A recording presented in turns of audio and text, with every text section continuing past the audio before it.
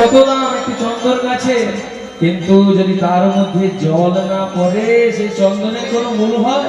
আমি যে চন্দন করে আছি, সকলে যে চন্দন পরিধান করে আছে, এর মধ্যে যদি জল না থাকে কি লাভ হয়? তাই কত সুন্দর ভক্ত ভগবানকে আরজি করছে, প্রভুজি